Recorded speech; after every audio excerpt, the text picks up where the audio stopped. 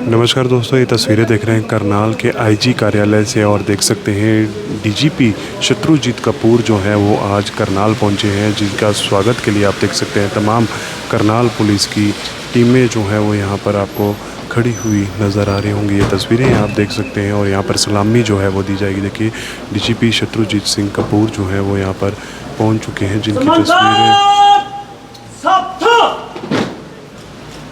देखिए। जो स्वागत है करनाल के प्रशासनिक अधिकारी करते हुए आपको तस्वीरों में नज़र आ रहे होंगे। फ़िलहाल अब सलामी जो है वो दी जाएगी, जिसकी तस्वीरें भी आपको दिखाने का प्रयास जो है वो किया जा रहा है। आप सभी से निवेदन, इस वीडियो को शेयर ज़रूर करते रहें।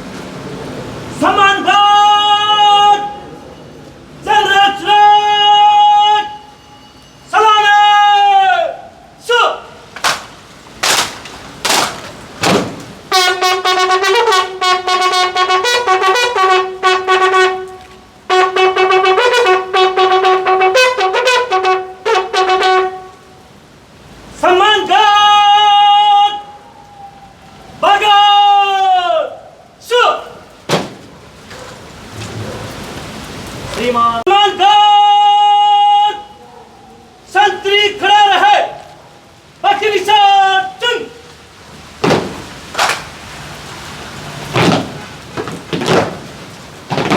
जी, तो आप सभी का स्वागत है और मुझे बड़ी खुशी है कि आज करनाल में आने का मौका मिला है।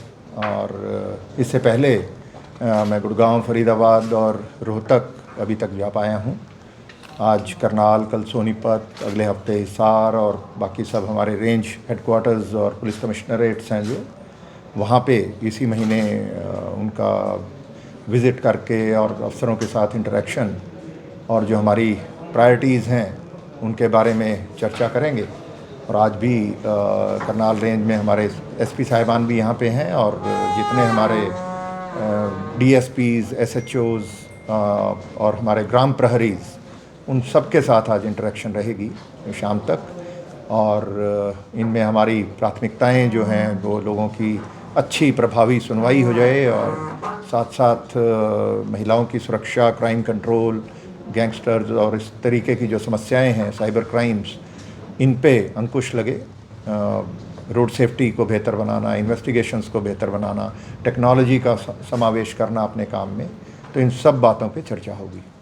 सर, महिला डाटाबेस तैयार किया जा रहा है, कोई सेफ सिटी को जी, इस बारे में कुछ हमने इनिशिएटिव शुरू किए हैं। पहले हमने गुरुग्राम और रोहतक को चुना कि भाई इनमें हम एक बड़ा शहर है, बहुत बड़ा एक मीडियम शहर है, कि यहाँ से हम एक बार समझते हैं समस्या का एक्सटेंट क्या है। तो वो समझ के हमें सब अफसरों से बात करके, ब्रेनस्टॉर्मिंग सेशंस करके एक जो इनिशियल स्ट्रेटजी बनी है, जिसको और हम बेहतर बनाएंगे समय के साथ। तो उसमें ये रखा है कि भाई जो हमारी डायल 112 का बहुत अच्छा सिस्टम बन गया, तो उसको हम इफ़ेक्टिवली जो महिलाओं की हमारी हेल्पलाइन है 1091, उसको हमने उससे इंटीग्रेट कर लिया है। और जितने भी हमारे स्कूल कॉलेजेस हैं, महिलाएं जहाँ भी दफ्तरों में काम करती हैं, उनके ऑफिसेज़ के साथ टाई अप करके सभी महिलाओं को हम परसुएड करेंगे कि वो रजिस्टर कराएं अपना। मामले में गिरफ्तारी हुई है। अभी आप थोड़ा समय दे दें, एक बात कर लें। हम इंडिविजुअल बातें नहीं करेंगे, इंडिविजुअल केसेस की। सर, सबसे पहले जो मुद्दा है 50% पॉपुलेशन का। सर, सबसे पहले आपको बधाई, आप हरियाणा के डीजीपी बने और करनाल में पहली बार आए हैं, आपका बहुत वेलकम भी है। जी, सर, एक करनाल में तो बहुत बार आया हूँ, लेकिन डीजीपी बनने के बाद तो मैं अभी आपको वो बता रहा था, उस पर आपका पहला सवाल रह गया, उसको पूरी तरह कर लें कि सर, जो पुलिस फोर्स के मुलाजिम लगाए गए हैं गांव के अंदर, जो क्रिमिनल्स लोग हैं सर, नफरी कम है, उसके बावजूद भी काम ज़्यादा हो गया है, इसका कोई अल्टरनेट क्या रहने वाला है? हाँ, अभी उस पर आएंगे। अभी आपके पहले सवाल का जवाब चल रहा था। तो महिलाओं को हम ये परसुएड करेंगे कि 112 पे रजिस्टर करना, वो चाहे कॉल करके कर लें या कोई लिंक से करें, साइट पे जाके कर लें, तो उससे अगली बार उनको फ़ोन करने की, जो फ़ोन करें रजिस्टर्ड मोबाइल नंबर से, तो नाम बताने की आवश्यकता नहीं है, वो उनके पास पहले से होगा। और उसमें अगर लोकेशन शेयरिंग भी वो कर लेते हैं तो हमें उनको ये भी बताने की आवश्यकता नहीं है कि वो कहाँ पर हैं। और इसमें कोई भी दिक्कत आती है तो ऑटोज़ का एक डेटाबेस, ऑटो अनरेगुलेटेड है अभी, टैक्सीज़ और ओला, उबर वो रेगुलेटेड हैं, लेकिन ऑटोज़ अनरेगुलेटेड हैं, तो उनका डेटाबेस हम जितना भी कुछ पहले भी प्रयास हुए हैं उसको फिर से एक बार बनाना, और ताकि हमें हर ऑटो का नंबर, और वो नंबर अंदर होना चाहिए, जिसमें महिला अगर सीट पे बैठी है तो उसके आगे नंबर, ड्राइवर का नाम, मोबाइल नंबर, और उसको सिर्फ एक फ़ोटो खींच के 112 पे व्हाट्सएप करनी है। तो वो चीज़ कहीं भी दिक्कत आती है तो तुरंत रियल टाइम में हमारे पास वो शिकायत भी आएगी, और साथ में और डेटाबेस से हमें पता है कि ऑटो किसका है, ओनर कौन है, उसका मोबाइल नंबर कौन है, क्या है। तो वो सब साथ के साथ उनके एक कॉल से ही बहुत सारी बातें हल हो जाती हैं, तो एक सुरक्षा का माहौल बनता है। इसी तरीके से एक और ट्रिप मॉनिटरिंग का हम कॉन्सेप्ट शुरू करने जा रहे हैं। अभी इसी महीने में 30 सितंबर का हमने डेडलाइन रखी है कि उसको हमारी अमेंडमेंट करें। जो हमारा 112 का सिस्टम है, एक्स्ट्रा मैन पावर भी लगानी पड़ेगी। तो उसमें क्या, कोई भी महिला देर रात को अगर ट्रैवल करती है तो बता सकती हैं कॉल करके कि मुझे आज इतने बजे निकल के और ये इस जगह जाना है और इस अप्रॉक्सीमेट टाइम पे पहुंचना है। तो 112 उनको बीच में भी और ट्रिप ख़त्म होने के बाद भी कॉल करके सुनिश्चित करेगा कि वो सुरक्षित वो पहुंच गई। एक कॉल की बात है, लेकिन उससे एक अच्छा सेफ्टी का एक फीलिंग आती है, माहौल बनता है अच्छा। तो एक मॉनिटरिंग, ट्रिप मॉनिटरिंग का कॉन्सेप्ट हम अक्टूबर में इसको हम शुरू कर पाएंगे, मुझे ऐसी उम्मीद है। पूरे हरियाणा में सर ये possible जी, पूरे हरियाणा में करेंगे जी। अगर हमारा इसमें अभी 30 सितंबर तक वो उसको कुछ बदलाव सॉफ्टवेयर में लाने होंगे तो उसमें इतना समय लगता है, तो अक्टूबर में हमें उम्मीद है कि इसको शुरू कर पाएंगे। और ऑटोज़ को और बाकी हॉटस्पॉट्स का एक पहले भी चलता रहा है, लेकिन इसको एक बार फिर से जहाँ जहाँ हॉटस्पॉट्स हैं, महिलाओं को असुरक्षा की भावना आती है ऐसी जगह, चाहे वो ऑटो टैक्सी स्टैंड्स हों, बस स्टैंड, मेट्रो स्टेशन, या कॉलेजेस के सामने जो हमारे ईटिंग जॉइंट्स हैं, जहाँ भी मार्केट्स हैं, ऐसे पॉइंट्स होते हैं जहाँ पे कुछ कई बार आवारा किस्म के लोग खड़े होकर उनको एक इनसिक्योरिटी की फीलिंग आती है लेडीज़ को, तो उनका अच्छे से उनको सिक्योर करना, चाहे यूनिफॉर्म में वहाँ ड्यूटियाँ लगें, तो उनको उन जगह को सिक्योर करना। तो एक कॉम्प्रिहेंसिव एक पैकेज की तरह से हम इसको लेंगे कि ये 4-5 स्टेप्स लेंगे। रूरल एरियाज़ में भी ऐसे पॉइंट्स हैं, हॉटस्पॉट्स हैं, जहाँ पे कॉलेज की लड़कियाँ आती हैं, एक साथ उतरती हैं, फिर अपने अपने गाँव में जाती हैं। तो ऐसे बस स्टैंड हैं और ऐसे हॉटस्पॉट पॉइंट्स हैं जहाँ पे महिलाओं का अक्सर आना जाना रहता है और उनको सुरक्षित महसूस नहीं करते लोग। तो ऐसी जगह को चिन्हित करना और उन पे काम करना, तो ये चीज़ एक प्रायोरिटी में हमने रखा है। और बाकी तो क्राइम कंट्रोल, सुनवाई जो है, फीडबैक का सिस्टम आपने पढ़ा होगा, वो हमारा शुरू हो गया है। और उसमें अब अलग अलग ज़िलों की हर रोज़ मेरे पास रिपोर्ट आती है कि किस ज़िले में उस दिन की क्या सेटिस्फेक्शन रेट रही। तो वो उसको जब हम हफ्ते में, महीने में देखेंगे तो एक महीने में क्लियर पिक्चर निकल के आएगी कि किस डिस्ट्रिक्ट में, किस पुलिस स्टेशन की, किस यूनिट की कितनी सेटिस्फेक्शन रेट है। तो उसमें जिनकी कम है उनको हम काम करने में उनको गाइड करेंगे कैसे बेहतर कर सकते हैं, और जिनकी अच्छी है वो तो उनको सम्मानित करने का काम करेंगे। तो ये सब चीज़ें, सुनवाई बेहतर हो लोगों की, तुरंत उनकी प्रभावी कार्रवाई हो, और महिलाओं की सुरक्षा की बात होगी। ऐसे ही ग्राम प्रहरीज़ की जो बात की, प्रहरीज़ का हमने फैसला ये किया है कि उनको एक मैनेजेबल एरिया देना है। अनमैनेजेबल एरिया देने से लाभ नहीं होता।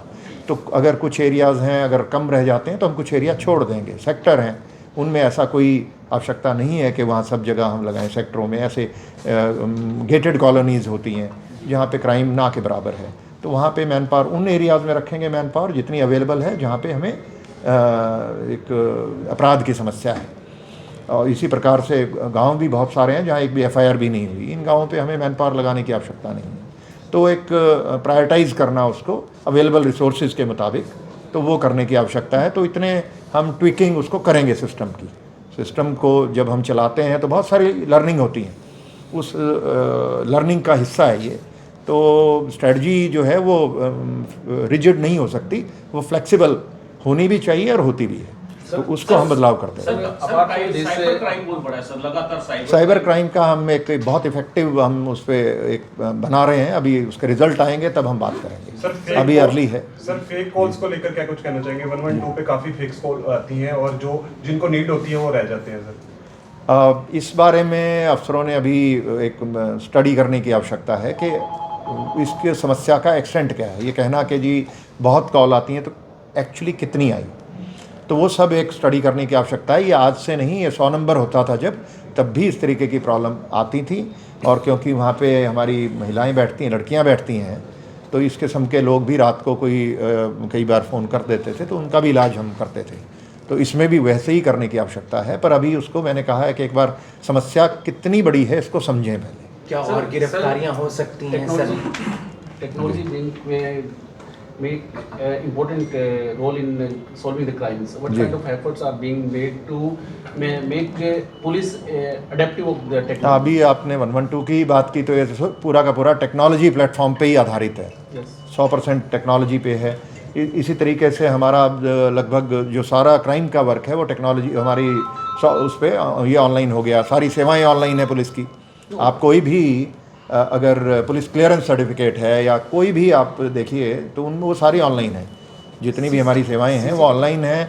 एफआईआर भी ऑनलाइन ही उसमें होती है, ये सारे सॉफ्टवेयर सॉल्यूशन है, एंड टू एंड इंटीग्रेटेड है वो, और डेटाबेसेस भी इंटीग्रेटेड है। पहले हर थाने का एक रजिस्टर अलग होता था, अब वो नहीं है। अब सारे का सारा डेटाबेस स्टेट डेटा सेंटर में है और नेशनल डेटा सेंटर से ICGS का एक बार आपके मैं ज्ञान के नॉलेज के लिए बता दूं, जो हमारा इंटरऑपरेबल क्रिमिनल जस्टिस सिस्टम है ICGS, उसमें कोर्ट्स भी हैं, प्रिजन्स भी हैं, पुलिस भी है, प्रोसिक्यूशन भी है, फोरेंसिक साइंस लैब्स भी हैं, और कंट्री वाइड है वो। आपको खुशी होगी कि उसमें हरियाणा जो है वो नंबर 1 पे है। 1 करोड़ सर्चेज हुई हैं लास्ट ईयर। तो अगर कोर्ट में जज ये देखना चाहते हैं कि ये आदमी कोई आदमी है, को किस जेल में बंद है, कब से बंद है, उसकी डिटेल बेल एप्लीकेशन लगी है, डिसाइड करनी है, तो उनको पूछने की आवश्यकता नहीं है। वो सब चीज़ें उनके on click of A button he can see that. तो ICGS में वो चीज़ें शुरू हो चुकी। 1 करोड़ की सर्च हमारी हुई है लास्ट ईयर। सर CCTNS से सभी पुलिस स्टेशन और चौकी पुलिस पोस्ट कनेक्टेड नहीं है, तो उसको लेकर पुलिस पोस्ट पे हम लेके जा रहे हैं उसको। वो एफर्ट किया गया है। ये सब चल रही हैं अभी उस पर, क्योंकि इंफ्रास्ट्रक्चर करना है उसको, तो बिडिंग हो चुकी। कुछ 695 के करीब कंप्यूटर्स हैं, वो भी 20 दिसंबर को ही 20 तारीख को मीटिंग है हाई पावर कमेटी की, उसमें आई एम श्योर कि वो हो जाएगा फाइनली। इसी तरीके से हमारे मल्टी फंक्शन प्रिंटर्स हैं, और प्रिंटर आने हैं, कंप्यूटर आने हैं, स्कैनर्स वगैरह उसी में हैं। तो ये सारी चीज़ें, और कनेक्टिविटी का इशू है, तो कनेक्टिविटी आएगी तो उसको जितने भी हमारे एडिशनल नए पुलिस स्टेशन बने हैं वो कवर हो जाएंगे। जी सर, नफरी कम है, बहुत कम है ये तो नहीं, क्योंकि पोस्टें क्रिएट होती रहती हैं टाइम से, और उसमें भरने में और एक लैग होता ही है हमेशा। जब भी कोई भी विभाग हो वो उसमें जब भी नई पोस्टें सैंक्शन होती हैं तो एकदम उसको भर पाना संभव नहीं है। सिलेक्शन का एक प्रोसेस है, उसको समय लगता है, तो उतना ही समय इसमें लगता है। तो ठीक है, वो भी धीरे धीरे वो भी होगा, तो गैप हमेशा चलेगा। 100% पोस्टें किसी भी डिपार्टमेंट में फिल्ड नहीं होती, पर हाँ नफरी बड़ी है हमारी पुलिस की और बढ़ेगी। सर, लहू दंगों की जांच कहाँ तक पहुंची है? क्योंकि मामून खान ये बहुत सारे हमारे केसेस हैं वहाँ पे, करीब उसमें अगर आज की बात करें तो 595 लोग अरेस्ट हो चुके हैं अभी। लगभग उसमें 100 से भी ज़्यादा केसेस हैं जो अलग अलग ज़िलों में दर्ज हैं, और 595 अरेस्ट हो चुकी हैं, और करीब 150-200 लोग प्रिवेंटिव अरेस्ट हुई हैं। तो एक उसमें बहुत सारे केसेस हैं, और बहुत सारे केसेस में चार्जशीट हमारी कोर्ट में जा चुकी, चालान तैयार है, तो उसका ट्रायल चलेगा। साजिश सामने आई है दंगों की सर? इस बारे में जो मैंने आपको शुरू में कहा कि भाई इंडिविजुअल केसेस की हम बात नहीं करेंगे। वो जो हमारी हर केस का एक अलग स्वरूप होता है, उसके फैक्ट्स अलग होते हैं, तो उसका ये चीज़ें सब जुडिस भी हैं, बेल एप्लीकेशंस लगती हैं, तो वो सारी चीज़ें हम इंडिविजुअल केस के मेरिट्स की बात नहीं करेंगे। बाकी जिस केस में जिसका भी रोल आएगा उसके ये कहा जा रहा है कि बैलेंस करने के लिए पहले भी नहीं, ऐसा कोई बैलेंसिंग नहीं करते। एविडेंस पे काम होता है, और उसमें हम किसी भी जो क्रिमिनल है, ऑफेंडर है, उसकी जाति, धर्म और ये सब देखने का काम नहीं करते। लॉरेंस बिश्नोई का भी अभी राजस्थान पुलिस की इन्वेस्टिगेशन वो मैंने आपको अभी एक रिक्वेस्ट की थी कि इंडिविजुअल केसेस और उसमें हम चर्चा नहीं करेंगे, और मुझे लगता है कि अब काफ़ी इसकी बात जी जी संदीप सिंह मामले में देखिए साहब, ये चंडीगढ़ पुलिस का मसला है। आप गलत हरियाणा पुलिस ट्विटर पे जी ट्रेंड चला रही है जी अपनी वेतन वृद्धि को लेकर, और इसके साथ जो भी पुलिस और बाकी हमारे जितने भी महकमे हैं उनके एम्प्लॉयज़ के जो इशू होते हैं उसको लेकर के फाइनेंस डिपार्टमेंट, हमारे कंसर्न विभाग और सरकार वो संजीदगी से उसको समय पे उसको देखते रहते हैं। और मुझे जो इतने साल में 34 साल हो गए हरियाणा में रह के, ये मैं कह सकता हूँ कि हरियाणा के जो पे स्केल्स हैं वो पूरे देश में अगर सब राज्यों से कंपेयर करें वो सबसे बेहतर स्टेट्स के अंदर आता है हरियाणा, सबसे बेटर पेड एम्प्लॉयज़ हैं, हमारी जो सुविधाएं हैं, इंफ्रास्ट्रक्चर है पूरे कंट्री में, वो सबसे अच्छी स्टेट्स में आता है। और आगे भी जो मसले होंगे और उसमें पुलिस वालों के भी जो मसले हैं उनको हम कंटिन्यूसली, उसको सरकार भी देखती है, हम भी देखते हैं, और उसको कोई भी इसमें प्रस्ताव आता है तो उसको हम सरकार को भेजते हैं, वो चल भी रहे हैं और उस पर सरकार फैसले करती है और अच्छे से करती है। छुट्टी का मसला है। वीकली ऑफ तो हमारा एक पहले से ही है और वो मैं अब जहाँ भी जाता हूँ ये बात करता हूँ कि वीकली ऑफ उसमें देना है। SCRB के डाटे जो है पहले सार्वजनिक किए जाते थे SCRB के, लेकिन अब वो डाटा नहीं किया जाता। ये एक मसला है, हम देख लेंगे कि क्या ऐसा है। सर एक बड़ा NCRB में वैसे सब कुछ आता है, वो क्राइम इन इंडिया। होमगार्ड के जवान अब कंधे से कंधा मिलाकर हरियाणा पुलिस का साथ दे रहे हैं, उनका भविष्य क्या है? पक्के होने वाले हैं होमगार्ड के जवान? वो अलग विभाग है, वो होमगार्ड के DG ही आपको बता पाएंगे। Thank you ji, thank you very much. और हम पीछे हैं जी, उस पर काम चल रहा है, वो जल्दी करें। सर ग्राम प्रहरी कम्युनिटी पुलिसिंग का एक स्टेप है, इसके अलावा कोई और स्टेप? ये बीट सिस्टम का एक रिफाइंड स्वरूप है और इसमें हम आज उनसे चर्चा भी करेंगे। यहाँ हर जगह मैं जाता हूँ, उनसे मिलता हूँ। Thank you sir.